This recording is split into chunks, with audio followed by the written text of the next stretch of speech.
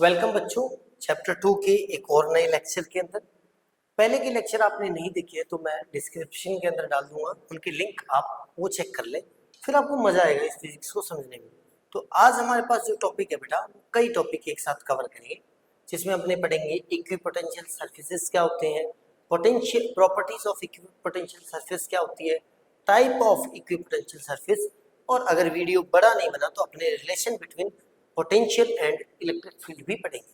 तो स्टार्टिंग करते हैं इक्विपोटेंशियल सरफेस की। अब इस केस के अंदर क्या होता है कि ज्यादातर बच्चे लैक फिजिक्स के अंदर इसलिए करते हैं क्योंकि वो चीजों को इमेजिन नहीं कर सकते। तो अगर आप इमेजिन करते हो तो मजा आता है फिजिक्स को पढ़ने में। तो अब अपने इमेजिन करते हैं एक चीज को, फिर आपको मजा आएगा। इमेजिन क्या करते हैं, सपोज करो कि आपके पास एक अनियन है, प्याज है, ठीक है। तो प्याज की सेंटर में मान लेता हूं एक पॉइंट रखा हुआ है और ये उसकी लेयर्स है। क्या है बेटा? लेयर्स है, लेयर्स। Is that clear? और इसके साथ में एक साइड में एक और चीज है जिसको बोलते हैं धतूरा। धतूरा आप नहीं जानते होगे, एक सीड होता है जिसके साथ ऐसे तीखी तीखी स्पाइक्स होती है। 3D के अंदर स्फेरिकल होता है, तीखी तीखी स्पाइक होती है। अगर आप में से कोई महादेव शिव का भक्त है तो वो धतूरा उनको चढ़ाया जाता है। तो अगर मैं क्या करता हूं, इसको उठा के एक इमेजिनेशन करते हैं कि इसको उठा के इस अनियन के बीच में प्लेस कर देता हूं। क्या कर देता हूं? इसके अंदर प्लेस कर देता हूं, तो हमारे पास एक कॉम्प्लेक्स चीज बन जाएगी ऐसी कुछ। अब ये 3D में, ये ध्यान रखना बेटा, ये 2D में नहीं है, ये 3D के अंदर है। 3D का मतलब समझ में आ रहा है आपको? इसका मतलब हमारे पास एक जादुई चीज आ गई, एक कमाल की चीज। ये समझोगे तभी मजा आएगा भी। ये मेरे पास वो एक बॉल है, छोटी सी बॉल है जिसकी बहुत सारी स्पाइक्स निकली हुई है रेडियली आउटवर्ड। एक हमारे पास प्याज है, अनियन। मैंने उस बॉल को इसके अंदर फिट कर दिया। अब क्या होगा, अनियन की लेयर्स को चीरता हुआ ऐसे मतलब स्पाइक्स निकल रही है। समझ में आ गया? अब वो जो स्पाइक्स है वो हमारे पास इलेक्ट्रिक फील्ड है। क्या है बेटा? Electric field. क्योंकि हमने क्या पढ़ा था प्रीवियस ही वीडियो में, फर्स्ट लेक्चर में मैंने क्या बताया था कि पॉजिटिव चार्ज से फील्ड जो होगा वो रेडियली आउटवर्ड होगा 3D के अंदर। तो वो तो हमारे पास स्पाइक्स जो है वो तो है डायरेक्शन ऑफ इलेक्ट्रिक फील्ड या इलेक्ट्रिक फील्ड है। और वो जो लेयर्स है वो जो है उनको बोलते हैं इक्विपोटेंशियल सरफेस। इसको समझो। अब इक्विपोटेंशियल सरफेस ही क्यों बोलते हैं? तो हमारे पास जैसे नेम है बेटा, पहले इसको डीकोड करते हैं। हमारे पास क्या है बेटा? Equi potential surface. Equi potential का मतलब होगा, इक्वी मतलब इक्वल। क्या हो गया? इक्वल। और पोटेंशियल का मतलब वोल्टेज मतलब, और सरफेस जानते हो, यानी एक ऐसा सरफेस जिसके हर पॉइंट पर पोटेंशियल सेम है, इक्वल है, उसी को बोलते हैं इक्वी पोटेंशियल सरफेस। अब इसको और बेटर समझते हैं। प्रीवियस वीडियो में मैंने करवाया था कि potential due two point charge, previous due two point charge जो आता है हमारे पास, वो आता है बेटा, क्या आता है? वो आता है सर के क्यू अपॉन आर। वी की वैल्यू फाइंड की थी, के क्यू अपॉन आर। मान लेते हैं कि मैं एक पॉइंट चार्ज यहाँ पे लेता हूँ और इससे एक डिस्टेंस आर है, तो इस पर पोटेंशियल क्या होगा? के क्यू अपॉन आर। इस साइड में भी पॉइंट आर है तो इस पे क्या होगा? के क्यू अपॉन आर। इस साइड में पॉइंट आर है तो उस पे भी के क्यू अपॉन आर होगा। अब इसको समझो, ये चार्ज है, इससे आर डिस्टेंस पर के क्यू अपॉन आर होगा, इधर भी के क्यू अपॉन आर होगा, इधर भी के क्यू अपॉन आर होगा। इन अगर के क्यू अपॉन आर वाले सभी मैं पॉइंट्स को मिला देता हूं ऐसे 3D के अंदर, तो वो एक स्फीयर बन जाएगा। यानी उस स्फीयर के हर पॉइंट पर जो पोटेंशियल होगा वो क्या होगा? सेम होगा, के क्यू अपॉन आर होगा। Is that clear? तो वो जो स्फीयर बन गया वो हमारे पास इक्विपोटेंशियल सरफेस है। अब इसको समझो, यहां पर आ जाओ।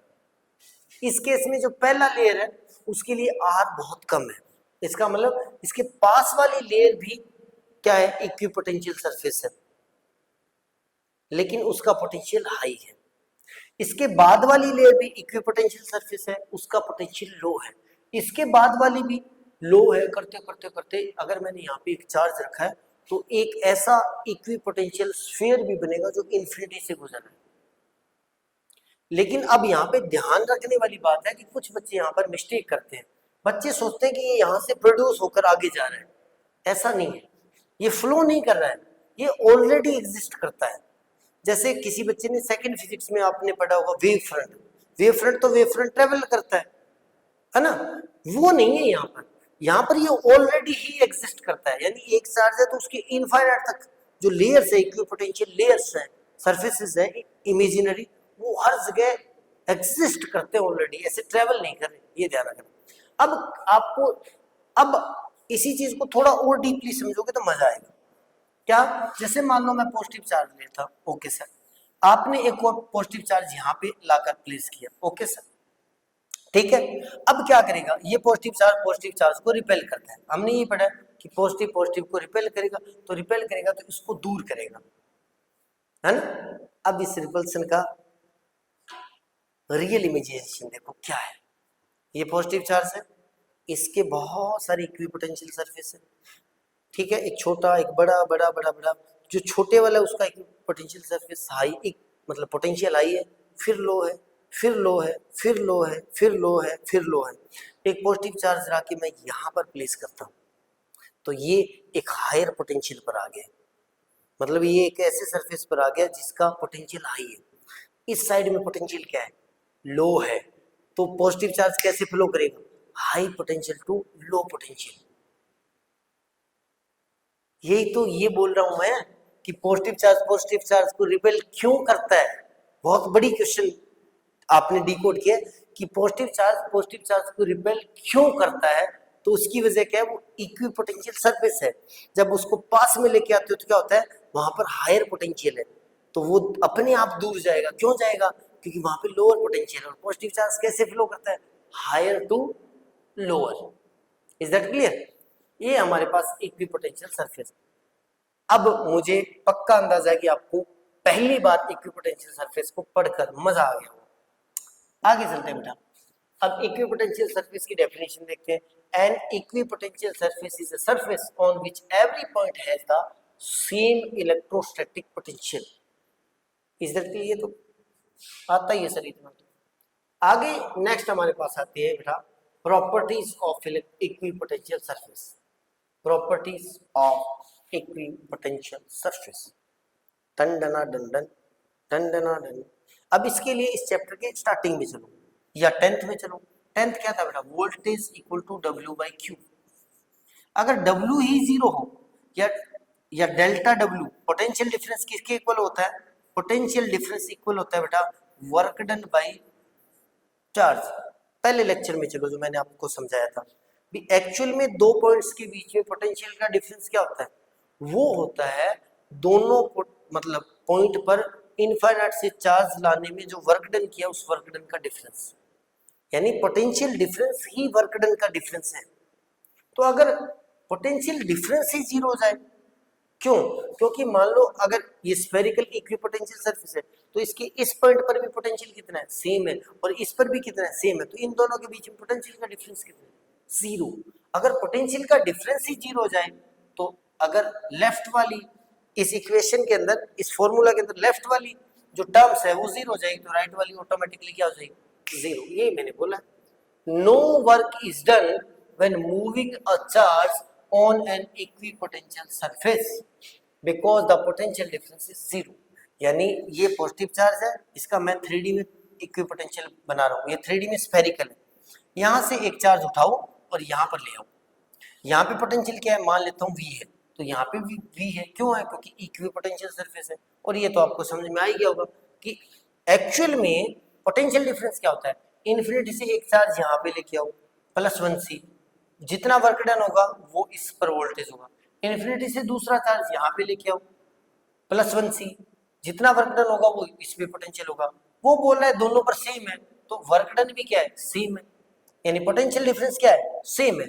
अगर पोटेंशियल का डिफरेंस सेम नहीं है, पोटेंशियल डिफरेंस क्या है, जीरो, पोटेंशियल क्या है, सेम है, तो पोटेंशियल डिफरेंस क्या है, जीरो, तो पोटेंशियल डिफरेंस अगर जीरो है तो वर्क डन जीरो हो जाएगा, यहां से उसको चार्ज को वहां पर लेके जाने।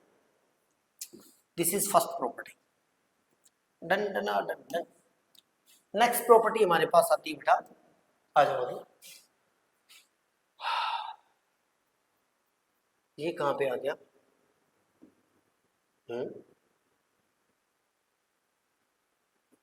ये क्या कर रखा है, पीपीटी में मिस्टेक है क्या? ये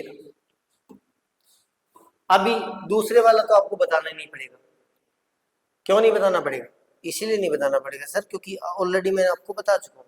इलेक्ट्रिक फील्ड की जो डायरेक्शन है वो always perpendicular to equipotential surface होगी।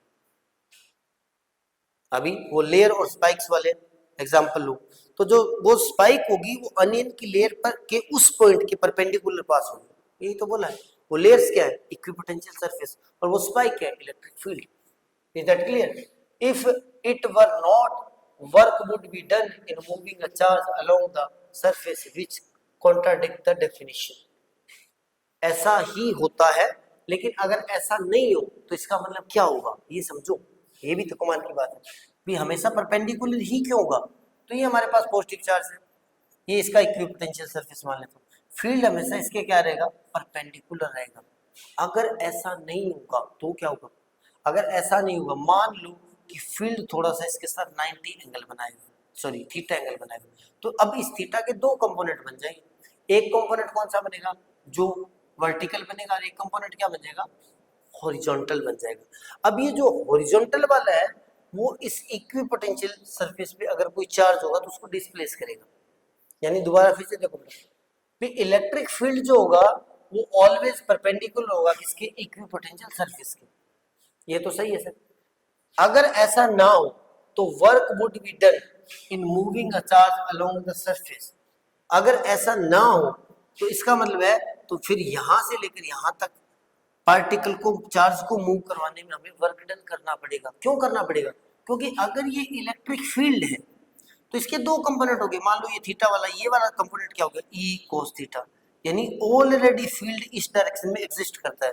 अगर ऑलरेडी फील्ड इस डायरेक्शन में एग्जिस्ट करता है तो मुझे, अगर मैं चार्ज, एक चार्ज यहां से उठाकर यहां लेके जाना चाहूं तो मुझे इस कंपोनेंट के ऑपोजिट वर्क डन करना पड़ेगा। जबकि हम थोड़ी देर पहले बोल चुके हैं कि सरफेस पर वर्क डन जीरो हो जाएगा, मतलब एक जगह से दूसरी जगह ले जाए, यानी ये तो उसको कॉन्ट्रडिक्शन कर रहा है। तो इसलिए आपको ये ध्यान रखना है। एक क्वेश्चन ये बनता है कि वाई परपेंडिकुलर ही क्यों होता है, देन इसका आंसर ये है कि अगर परपेंडिकुलर नहीं होगा तो फील्ड के दो वेक्टर होंगे, दो कंपोनेंट होंगे, जिनमें से एक जो है पैरेलल टू, मतलब हॉरिजॉन्टल वाला जो है पैरेलल टू सरफेस हो जाएगा।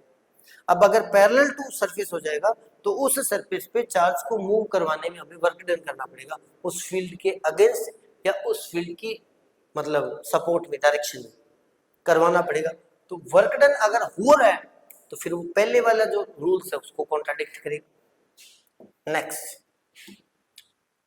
Equipotential surface never intersect each other. दो इक्विपोटेंशियल सरफेस कभी भी एक दूसरे को काटेंगे नहीं।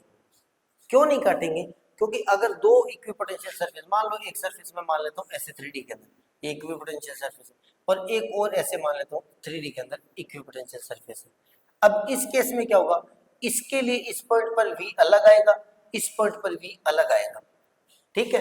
और हमें ये पता है, मान लेते पहला इक्विपोटेंशियल सरफेस V1 वोल्टेज वाला है, जिसके हर पॉइंट पर वोल्टेज V1 है, और दूसरा इक्विपोटेंशियल सरफेस जो है वो V2 वोल्टेज वाला है, जिसके हर पॉइंट पर V2 है।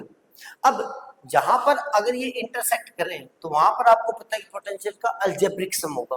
अगर अलजेब्रिक सम होगा तो यहाँ पर जो पोटेंशियल आएगा इस सरफेस पर, इतने से एलिमेंट पर, वो आएगा V1 plus minus V2। Plus minus मतलब अलजेब्रिक सम हो जाएगा। तो अब यहाँ पे समझने वाली बात है कि अगर मान लो वो 3 वोल्ट का है और ये 2 वोल्ट का है, तो इन दोनों, और दोनों प्लस मान लेते हैं, तो इस एरिया में वोल्टेज कितना हो जाएगा? 5 वोल्ट हो गया। ये तो ठीक है। अब जो इंटरसेक्टिंग एरिया वहां पे तो 5 वोल्ट हो गया। अब देखो, अगर इस पर 5 है, उस पर 3 है, इस पर 3 है, तो ये इक्विपोटेंशियल नहीं रहेगा। फिर इस पे 5 है, इस पर 2 है, इस पर 2 है, तो ये भी इक्विपोटेंशियल नहीं रहेगा। रहेगा क्या? नहीं रहेगा, क्योंकि इस सरफेस पे सेम रहना चाहिए। इसीलिए दो इक्विपोटेंशियल सरफेस कभी भी इंटरसेक्ट नहीं करेंगे। क्यों नहीं करेंगे? क्योंकि वहां पर दो डिफरेंट पोटेंशियल होंगे जो पॉसिबल नहीं है। Is that clear? Done? Okay, next, equipotential surface can be imaginary surface. ये सब अपने को इमेजिन करना पड़ता है, जैसे मैंने अनियन से आपको इमेजिन करवाया था। रियल में फिजिकल नहीं होते हैं। Use to visualize electric potential due to distribution. ये हमें इमेजिन करने पड़ते हैं ताकि हम इलेक्ट्रिक पोटेंशियल के डिस्ट्रीब्यूशन को समझ सके। Done? Okay sir, okay okay okay. Next आता है बेटा टाइप ऑफ इक्विपोटेंशियल सरफेस। तो हमारे पास टाइप ऑफ इक्विपोटेंशियल सरफेस में क्या है? पहला क्या, फॉर अ पॉइंट चार्ज या फिर चार्ज स्फीयर। अगर पॉइंट चार्ज होगा या चार्ज स्फीयर होगा तो उसकी इक्विपोटेंशियल सरफेस स्फेरिकल बन जाएंगे, जो मैंने पहले बताया था। The equipotential surface are concentric sphere. जैसे अनियन की लेयर का सभी का सेंटर एक है, तो ऐसे स्फीयर्स को अपने बोलते हैं concentric spheres. Concentrated around the charge के अराउंड। उसके बाद में फॉर यूनिफॉर्म इलेक्ट्रिक फील्ड। अगर इलेक्ट्रिक फील्ड यूनिफॉर्म का मतलब इस डायरेक्शन में मान लो इलेक्ट्रिक फील्ड है और हर पॉइंट पर इलेक्ट्रिक फील्ड सेम है, यहाँ पे भी उतना है, यहाँ पे भी उतना है, यहाँ पे भी उतना है। डन? तो उस केस में जो बनेंगे वो बन जाएंगे पैरेलल प्लेन्स। क्या बनेंगे? तो पैरेलल प्लेन्स बन जाएंगे। जैसे मान लो ये पहले वाला प्लेन इक्विपोटेंशियल सरफेस, फिर बना लो ऐसे दूसरे वाला इक्विपोटेंशियल सरफेस, फिर तीसरे वाला 3D के अंदर। अब इसको समझने वाली बात समझो कैसे। मान लेते हैं कि आपके रूम की जो लेफ्ट वाली वॉल है और उसके सामने राइट वाली वॉल है, वो एक साइड में पॉजिटिव चार्ज है, एक साइड में नेगेटिव चार्ज है, और सब मिला के कुल मिला के इलेक्ट्रिक फील्ड इस रूम में सेम है, कांस्टेंट है बिल्कुल। अगर यूनिफॉर्म है, सेम है, तो उस केस में क्या होगा? उस केस में हो जाएगा कि जो, अब इमेजिन करो कि बहुत सारे पेपर्स ऐसे उन लेयर्स के उन वॉल्स के पैरेलल रखे हुए हैं, तो फील्ड जाएगा ऐसे। वो जो पैरेलल रखे हुए पेपर्स हैं बड़े बड़े वॉल के साइज की, उनको अपने पैरेलल इक्विपोटेंशियल सरफेस बोलते हैं। तो अगर इलेक्ट्रिक फील्ड क्या हो बेटा? इलेक्ट्रिक फील्ड होगा यूनिफॉर्म, तो उस केस में जो इक्विपोटेंशियल सरफेस है वो पैरेलल प्लेन्स बनेंगे। डन? और जिससे फील्ड लाइन जो है वो परपेंडिकुलर पास होगी, ये मैंने बता दिया आपको। उसके बाद में एग्जांपल जैसे बिटवीन पैरेलल चार्ज प्लेट, ये एग्जांपल है। दो चार्ज प्लेट लो, ये प्लस वाला ये माइनस वाला, दोनों प्लेट, फील्ड क्या आएगा? ऐसे इन दोनों के बीच फील्ड क्या रहेगा? कांस्टेंट रहेगा। अब उस रहेगा कांस्टेंट रहेगा। क्यों रहेगा? क्योंकि इसके लिए सिग्मा बाय 2 एप्सिलॉन होगा, इसके लिए भी सिग्मा बाय 2 एप्सिलॉन होगा, दोनों एक ही डायरेक्शन में अलाइन होंगे। पॉजिटिव वाले के लिए इस डायरेक्शन में हो जाएगा, नेगेटिव वाले के लिए भी इस डायरेक्शन में होगा, दोनों कांस्टेंट रहेंगे। जितना डिस्टेंस इससे बढ़ती जाएगी उतना उससे घटती जाएगी, जितना डिस्टेंस इससे घटेगी उतना उससे बढ़ जाएगी, तो ऑल ओवरऑल कांस्टेंट रहेगा। देन उस केस में, और वैसे भी पैरेलल प्लेट के लिए जो होता है या प्लेट्स के लिए जो फील्ड होता है वो डिस्टेंस पे डिपेंड ही नहीं करता। सिग्मा बाय 2 एप्सिलॉन के अंदर आर आ ही नहीं रहा, फर्स्ट चैप्टर में मैंने आपको करवाया था। तो उस केस में जब फील्ड बनेगा तो फील्ड कैसे जाएगा? पॉजिटिव प्लेट से नेगेटिव प्लेट इस डायरेक्शन में, और इमेजिनरी आप ऐसे पेपर्स मान लो, इमेजिन कर लो वो सब जो प्लेट के पैरेलल है, तो अब फील्ड जाएगा ऐसे, और वो इमेजिनरी पेपर्स या प्लेन बनने उनको बोलते हैं पैरेलल प्लेन्स। यानी दूसरा टाइप हो गया अपने पास प्लेन इक्विपोटेंशियल सरफेस। और तीसरा हो जाएगा अपने पास बेटा, अगर हमारे पास तीसरे केस में क्या हो, कोई हो वायर। क्या हो? वायर। वायर के केस में क्या होगा? अब वायर के केस में होगा सिलेंडर। अब मान लो ये चार्ज है, ठीक है, ये लो यूनिफॉर्मली चार्ज वायर है, इसके लिए आप इक्विपोटेंशियल सरफेस देखो, तो इसके लिए इलेक्ट्रिक फील्ड याद है कुछ? Electric field E equal to क्या था? Lambda upon 2 pi r epsilon not n cap था। यानी जैसे जैसे डिस्टेंस बढ़ती जाएगी वैसे वैसे फील्ड डिक्रीज होता जाएगा। तो इसके लिए क्या बनते हैं बेटा? कोसेंट्रिक सर्कल बनते हैं, सिलेंडर बनते हैं। यानी एक छोटा सा सिलेंडर बनेगा, उसके बाद में फिर एक बड़ा सिलेंडर बनेगा, उसके बाद में फिर एक बड़ा सिलेंडर बनेगा, उसके बाद में फिर एक बड़ा सिलेंडर बनेगा, ऐसे 3D के अंदर। समझो, एक वायर अगर ऐसे है तो इनफाइनाइट तक ऐसे सिलेंडर बनते जाएंगे। तो ये तीसरा है। तो there are 3 types of equipotential surface. पहला होता है स्फेरिकल, वो तब बनेगा जब हमारे पास चार्ज का सोर्स पॉइंट, मतलब जो चार्ज है वो क्या हो, पॉइंट चार्ज हो या फिर स्फेरिकल हो। दूसरा बन सकता है पैरेलल। पैरेलल कब बनेगा बेटा? पैरेलल तब बनेगा जब हमारे पास फील्ड क्या है, कांस्टेंट है। और तीसरा हमारे पास बनता है सिलेंड्रिकल। सिलेंड्रिकल कब बनेगा? जब हमारे पास चार्ज एक वायर पर यूनिफॉर्मली डिस्ट्रीब्यूटेड है, यानी जो हमारे पास कंडक्टर है, चार्ज है, वो लीनियर है, लाइन की फॉर्म में, तो उस केस में हमारे पास सिलेंड्रिकल बन जाएंगे। Is that clear? उसके बाद में हमारे पास, चलो इसको भी निपटा ही देते हैं साथ के साथ, relation between potential and electric field. Relation between potential and electric field. अब हमने अभी देखा, इस केस में चलते हैं वापस। हमने क्या देखा बेटा? हमने देखा सर इसमें। अब यहाँ पर क्या है, इलेक्ट्रिक फील्ड भी हर पॉइंट पे देखो। इस पॉइंट पर क्या होगा? इस पॉइंट पर कोई वोल्टेज की वैल्यू भी होगी, और इस पॉइंट पर E equal to F by Q की वैल्यू भी होगी। अब इन दोनों में अपने रिलेशन देखते हैं क्या बनेगा। ठीक है, तो मैं क्या करता हूँ, इसमें से दो इक्विपोटेंशियल सरफेस की छोटे छोटे एलिमेंट को कट कर लेता हूँ। भी हमारा तो काम चले ना, यहाँ से इन दोनों को मैं कट कर लेता हूँ और दोनों पैरेलल है, और इसको उठा के अगले पेज पर लेके चलते हैं।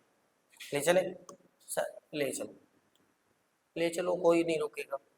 ये लो बेटा, ये मान लो एक टुकड़ा मैंने ले लिया पहले वाला, और दूसरा टुकड़ा मैंने ले लिया ये वाला। अब 3D में मैं बना नहीं पाऊंगा, क्योंकि पहले बता रहा हूँ मैं कोई ड्राइंग टीचर तो हूँ नहीं।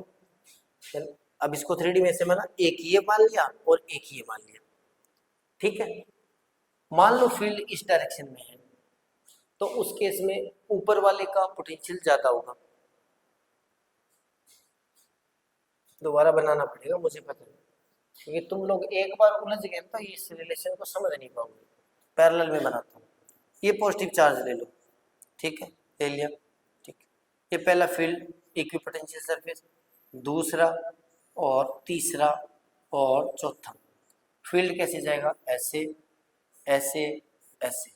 मैंने यहाँ से इस पीस को कट कर लिया, इस पीस को, इतने से पीस को कट कर लिया। कलर अलग ले लेता हूँ कटिंग के लिए। इस पीस को कट कर लिया, इसको जूम इन करके यहाँ पे ले आऊँ। एक हमारे पास ये बन गया और एक हमारे पास ये बन गया। फील्ड कैसे जा रहा है? फील्ड जा रहा है ऐसे। अब ये 3D के अंदर ध्यान रखना बेटा, ऐसे प्लेन के जैसे। या दूसरे एग्जांपल में दो पैरेलल इक्विपोटेंशियल सरफेस ही ले लो चाहे। अब आपको ये पता है फील्ड ऐसे जा रहा है, फील्ड ऐसे जा रहा है, तो आपको ये भी पता है कि इसके पास वाले का पोटेंशियल हाई होगा और दूर वाले का कम होगा। तो इसको मैं हाई मान लेता हूँ, पहले वाले को मान लेता हूँ V प्लस डेल्टा V, और दूसरे को मान लेता हूँ V। क्यों माना? कि हल्का फुल्का इसके अंदर पोटेंशियल का डिफरेंस है दोनों के बीच में, मान लिया सर। डन। फील्ड जा रहा है ऐसे, पोटेंशियल का डिफरेंस है ऐसे। डन। अब अपने क्या कर सकते हैं, पोटेंशियल डिफरेंस एक्चुअली में क्या होता है? पोटेंशियल डिफरेंस एक्चुअली में वर्क डन ही होता है। Work done per unit charge को अपने बोलते हैं पोटेंशियल डिफरेंस। यानी इन दोनों के बीच में जो पोटेंशियल डिफरेंस होगा वही work done per unit charge होगा। अब मैं सपोज करता हूँ बेटा +1 कूलम चार्ज को यहाँ से यहाँ तक डिस्प्लेस करता हूँ, और इन दोनों के बीच में डिस्टेंस है उसको मैं मान लेता हूँ डेल्टा एल। क्या मान लेता हूँ? Delta L, separation distance. +1 coulomb charge को अगर मैं यहाँ से उठाकर यहाँ पर डिस्प्लेस कर दूं, तो मुझे जितना वर्क डन करना पड़ेगा वो इन दोनों के पोटेंशियल डिफरेंस के बराबर होगा। तो W इक्वल टू क्या आ जाएगा हमारे पास? V plus delta V minus V, यानी आ जाएगा, बताओ क्या आएगा? डेल्टा V आ जाएगा। दूसरी साइड में अगर अपने चार्ज के पर्सपेक्टिव में वर्क डन देखें, तो वर्क डन क्या आएगा? W इक्वल टू आएगा E डॉट ds। ठीक है, अब यहां पर E क्या आएगा? E आएगा, E होता है फोर्स पर यूनिट चार्ज, ये होता है, बताओ E। तो यहां पर मैं क्या लगा सकता हूं बेटा? F की जगह क्या लगा सकता हूं? QE। तो Q हमारे पास क्या है? +1C। तो मैं इसकी जगह क्या लिख सकता हूँ, एफ की जगह क्या लिख सकता हूँ, ई डायरेक्शन के साथ। तो यहाँ पे मैं क्या लिख सकता हूँ बेटा, ई इंटू ds की जगह क्या लिख सकता हूँ, डिस्टेंस डेल्टा एल। अब थीटा नहीं लगाऊंगा, क्यों नहीं लगाऊंगा, क्योंकि फील्ड ऐसे है, dl ऐसे है, दोनों में 180 का एंगल है 180 का, और 180 का कोस 180 की वैल्यू 0 हो जाएगी, सॉरी कोस 180 की वैल्यू 1 हो जाएगी। तो उस केस में अगर आप कोस 180 लिखना चाहो तो लिख दो, लिख देता हूँ एक बार, लिख दो। ओके सर, W क्या आएगा, E डेल्टा L कोस 180, और कोस 180 की वैल्यू 1 होगी, -1 आएगी। देन हमारे पास क्या आ जाएगा बेटा, माइनस का E डेल्टा L, यही आएगा, बताओ E डेल्टा L आएगा। ये किसकी वैल्यू बेटा, वर्क डन की। यही वैल्यू क्या है, वर्क डन की। यानी वर्क डन की आप दो डेफिनेशन से वर्क डन निकाल लो। पहला तो पोटेंशियल का डिफरेंस होगा, वो वर्क डन होगा, और दूसरा E डॉट डी एस से वर्क डन आएगा, sorry F dot D S लिखना था यहाँ पे, F dot D S, F dot D S से आएगा। तो ये वैल्यू मैं यहाँ पर पुट कर देता हूँ, और ये तुम लोगों को समझ में आ गया होगा। अब इसके बाद में दोबारा फिर से बता देता हूँ, ये F डॉट डी एस है, F हमें क्या चाहिए, फील्ड के ऑपोजिट वर्क डन करें तो E की डेफिनेशन क्या होती है, F अपन Q होती है, यहाँ से F इक्वल टू क्यू ही आएगा। हम क्या ला रहे हैं, +1c, तो Q की वैल्यू 1 पुट कर दोगे तो F की जगह E रख सकते हो, इस F की जगह मैंने E रख दिया, DL की जगह DS की जगह डिस्टेंस है ना, डिस्प्लेसमेंट, तो DL रख दिया, cos 180 आ जाएगा, cos 180 की वैल्यू 1 -1 होती है, तो हमारे पास WEDL आ गया। ये भी वर्क डन है, ये भी वर्क डन है, तो दोनों सेम हो गए। अब इन दोनों को मैं क्या कर देता हूँ, इक्वेट कर देता हूँ बेटा, आगे वाले इनको करते हैं इक्वेट। तो इक्वेट करेंगे तो क्या होगा, इक्वेशन नंबर 2 मान लेता हूँ और इक्वेशन नंबर 1 मान लेता हूँ। तो मेरे पास क्या आ गया बेटा, -E delta L equal to delta V. अब E की वैल्यू निकालूंगा तो क्या आएगा बेटा, माइनस का डेल्टा वी अपॉन डेल्टा है, ये उसके डिवाइड में जाएगा। इसी रिलेशन को अपने बोलते हैं, क्या बोलते हैं, इसको बोलते हैं relation between electric field and potential. अब इसको भी आपको समझना पड़ेगा, क्या समझना पड़ेगा, हमारे पास आया sir E equal to minus delta V upon delta L. अब ये माइनस साइन क्या बोल रहा है, माइनस साइन ये बोल रहा है कि जैसे जैसे फील्ड वीक हो रहा है, यहां पर देखो, जैसे पास में फील्ड स्ट्रॉन्ग होगा, फिर वीक होगा, फिर वीक होगा, फिर वीक होगा, जैसे जैसे फील्ड वीक हो रहा है वैसे वैसे पोटेंशियल भी कम हो रहा है। जैसे जैसे फील्ड वीक हो रहा है, डिस्टेंस के साथ फील्ड की स्ट्रेंथ घट रही है, तो पोटेंशियल भी ड्रॉप हो रहा है। क्या हो रहा है, ड्रॉप हो रहा है। Is that clear. अब ये जो है हमारे पास, इसको बोलते हैं बेटा कि अगर ये जो हमारे पास है, अब ये क्या होगा, हमें ये पता लगा कि पोटेंशियल जो है वो with respect to length, with respect to distance drop हो रहा है। इसी ड्रॉपिंग को, जब कोई भी चीज with respect to length drop होती है, देन इसको बोलते हैं ग्रेडियंट। क्या बोलते हैं, ग्रेडियंट। तो आप इस सारी चीज को बोल सकते हो पोटेंशियल ग्रेडियंट। कहां पर पढ़ा था आपने, आपने पढ़ा था सर क्लास 11th के अंदर। कहां पर, जब आप विस्कोसिटी पढ़ रहे थे, उसके अंदर क्या हुआ था कि ऊपर वाली लेयर जो होती है वाटर की, वो हाई स्पीड से फ्लो करती है, फिर लो, फिर लो, फिर लो, यानी वेलोसिटी डिक्रीज हो रही है विद द हाइट, यानी विद द लेंथ। एक साइड एक टाइप की लेंथ, जो लेंथ के रिस्पेक्ट में वेलोसिटी क्या हो रही है, डिक्रीज हो रही है। तो वहां पे वेलोसिटी ग्रेडियंट आया था, यहाँ पे क्या आएगा फिर, पोटेंशियल ग्रेडियंट।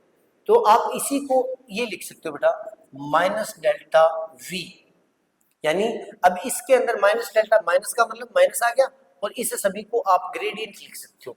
तो आप चाहो तो इसको ये लिख दो, और आप चाहो तो आप इसको ये लिख दो, ये आपकी बुक के लेवल में है, ये बीएससी के लेवल में, चलिए इसको बोलते हैं पोटेंशियल ग्रेडियंट। अब इस चीज को समझेंगे, इससे दो पॉइंट आपसे जुड़े हुए हैं जो कई बार पूछते हैं। अब यहां पर सपोज करते हैं, इस चीज को जूम इन करो, फिर समझ में आएगा, आपको ऐसे तो समझ में नहीं आएगा, ऐसे इजीली फिजिक्स समझ में आती नहीं है, इमेजिनेशन अच्छी होती तो आती। इसके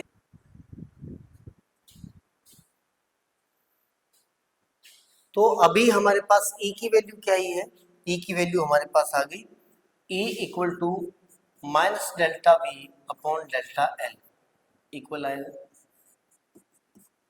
अच्छा, E की वैल्यू मैक्सिमम किस जगह पे होगी, जहां पर डेल्टा एल की वैल्यू मिनिमम होगी, यानी डेल्टा एल की वैल्यू जितनी डिक्रीज होती जाएगी उतना E की वैल्यू बढ़ेगी। अब समझते हैं कि हमारे पास इसी इक्विपोटेंशियल सरफेस की बात करते हैं, तो मेरे पास दो रास्ते हैं, एक वाला बेटा ऐसे है और एक वाला ऐसे है, फील्ड की डायरेक्शन। डन। अब मुझे बताओ कि ज्यादा मतलब डेल्टा एल की वैल्यू मिनिमम किसके लिए होगी, मिनिमम आप बोलोगे सर इसके लिए होगी। इसके अलावा जो भी रास्ते बनने, चाहे ऐसे बनाओ वैसे बनाओ वैसे बनाओ, उनकी तो लेंथ बढ़ रही है, तो मिनिमम डेल्टा एल की वैल्यू किसके लिए होगी, मिनिमम डेल्टा एल की वैल्यू परपेंडिकुलर के लिए होगी। यही ये बात बोल रहा है कि जिस डायरेक्शन में डेल्टा एल की वैल्यू मिनिमम होगी उसी डायरेक्शन में हमारे पास इलेक्ट्रिक फील्ड होगा। यानी मिनिमम क्या होगी, हमेशा इस इक्विपोटेंशियल सरफेस के पैरेलल रहने वाली है और उसी डायरेक्शन में क्या होगा, फील्ड होगा। ये अपने बताया। डन। अब इसी चीज से दो पॉइंट आपको कई बार पूछे जाते हैं जो आपको याद रखने, उनको की पॉइंट्स बोलते हैं।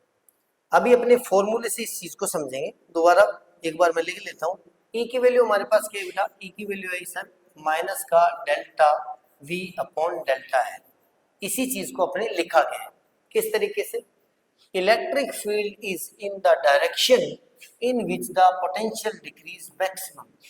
मैक्सिमम डिक्रीज किस डायरेक्शन में होगा, मैंने आपको बताया था कि दो पोटेंशियल इक्विपोटेंशियल सरफेस है, तो मैक्सिमम डिक्रीज उस डायरेक्शन में होगा जिस डायरेक्शन में डेल्टा एल मिनिमम होगा। डिनोमिनेटर जितना कम होगा उतना मैक्सिमम डिक्रीज ऑफ पोटेंशियल होगा। तो मैक्सिमम डिक्रीज क्या होगा, हमेशा इक्विपोटेंशियल सरफेस के परपेंडिकुलर रहेगा और उसी डायरेक्शन में क्या होगा, फिर फील्ड होगा। यही तो बोला है, electric field is in the direction in which the potential decrease maximum. Is that clear? या आप ये बोल सकते हो कि इलेक्ट्रिक फील्ड की डायरेक्शन वो होगी जिस डायरेक्शन के अंदर डेल्टा एल की वैल्यू मैक्सिमम होगी, क्योंकि जिस डायरेक्शन के अंदर डेल्टा एल की वैल्यू मैक्सिमम होगी उस डायरेक्शन के अंदर पोटेंशियल ड्रॉप मैक्सिमम हो जाएगा। सॉरी, डेल्टा एल की वैल्यू मिनिमम होगी, उस कंडीशन के अंदर delta V upon delta L की वैल्यू मैक्सिमम हो जाएगी। डन। दूसरा देखो बेटा कि अगर मैं ई का मैग्नीट्यूड निकालना चाहूं, मतलब ई का मैग्नीट्यूड निकालना चाहूं तो मेरे पास क्या आएगा, minus delta V upon delta L. अब यहाँ पे ये जो माइनस है ना वो तो इंडिकेट कर रहा है बेटा किसको, डायरेक्शन को। किसको इंडिकेट कर रहा है, डायरेक्शन को। डायरेक्शन मतलब इलेक्ट्रिक फील्ड की डायरेक्शन किस डायरेक्शन में होगी, जिसमें डेल्टा में चेंज हो रहा है, सॉरी पोटेंशियल में चेंज हो रहा है लेकिन पोटेंशियल डिक्रीज हो रहा है। यानी इलेक्ट्रिक फील्ड की डायरेक्शन उस डायरेक्शन में है जिस डायरेक्शन में पोटेंशियल में चेंज हो रहा है, यानी पोटेंशियल डिक्रीज हो रहा है। वो डिक्रीज ये माइनस साइन इंडिकेट करता है। और अगर इसका मैग्नीट्यूड निकालना चाहूँ तो मैं डेल्टा वी का मैग्नीट्यूड निकाल लूंगा अपॉन में, इसी चीज को आप ऐसे लिख सकते हो, इट्स मैग्नीट्यूड यानी इलेक्ट्रिक फील्ड का magnitude given by the change in the magnitude of potential per unit displacement. Electric field का मैग्नीट्यूड जो होगा वो होगा magnitude of potential per unit displacement normal to the equipotential surface at point. यानी इसके perpendicular, दोनों equipotential surface के अंदर इक्विपोटेंशियल सरफेस के परपेंडिकुलर जो पर यूनिट लेंथ के अंदर पोटेंशियल का ड्रॉप होगा वही इलेक्ट्रिक फील्ड का मैग्नीट्यूड होगा। तो ये थी आज की वीडियो जिसमें अपने इक्विपोटेंशियल सरफेस और उसके साथ साथ एक दो टॉपिक और जिसकी प्रॉपर्टी भी हो गई, इसके टाइप्स भी हो गए और लास्ट में relation between E and V भी कर लिया। तो चैनल पर पहली बार है तो चैनल को सब्सक्राइब कर ले, साथ में चैनल ले आए तो मैं आपसे रिक्वेस्ट करता हूँ कि अपने दोस्तों के साथ भेज, इसको शेयर करके कमेंट सेक्शन के जरिए और हमें सपोर्ट करें। मिलते हैं नई वीडियो में, तब तक के लिए good bye, take care, keep studying.